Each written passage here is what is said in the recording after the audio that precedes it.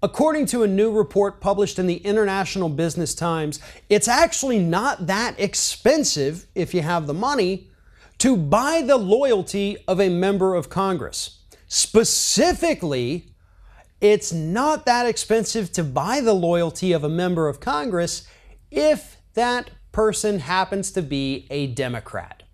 One of the case examples that they use in this report is the dismantling of Dodd-Frank legislation. And they found that for every $100,000 given to a Democrat, the chances that they would vote in favor of dismantling Dodd-Frank rose by 13.9%. $100,000, you're almost 14% more likely to kill this legislation. That's really not a lot of money when you're talking about corporations who benefit from this. Wells Fargo, Bank of America, UBS, who pull in tens of billions of dollars every single year. So maybe they have to spend $200,000-300,000 for a few different Congress people to get them to change their vote and gut a piece of regulation that prevents these big banks from committing crimes or makes the punishments a little bit harsher. But what this report really does is tells us exactly how corrupting money has become in our legislative process. $100,000 for a 14% increase in likelihood that you're going to vote in favor of the corporation rather than in favor of the people. There aren't a whole lot of citizens in the United States that can afford to give lots of members of Congress a couple $100,000 apiece. But there's plenty of corporations. And that's what's so scary about this. Yeah, there are liberal organizations that raise money and work on campaign funding, lobbying, and things of that nature. But that money will never be enough to compete with even one fossil fuel company or even one big bank.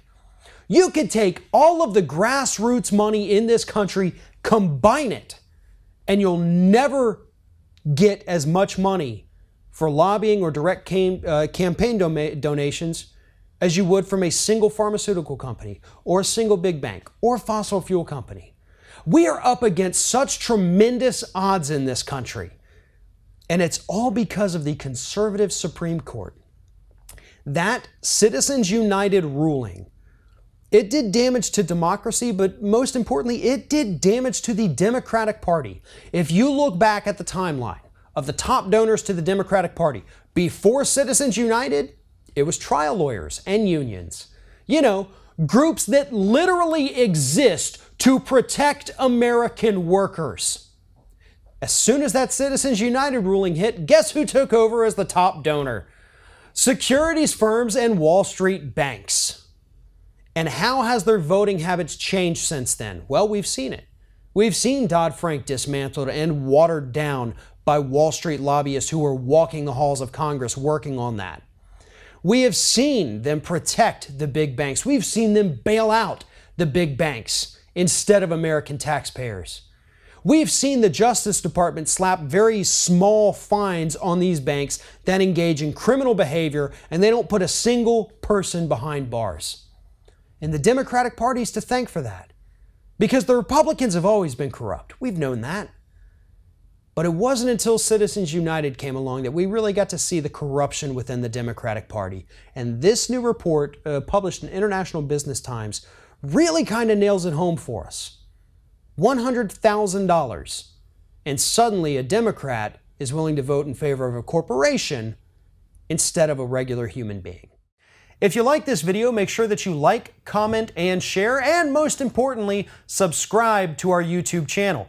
And if you want to help support Ring of Fire, go to patreon.com/TheRingOfFire, become a monthly patron to help support independent progressive media.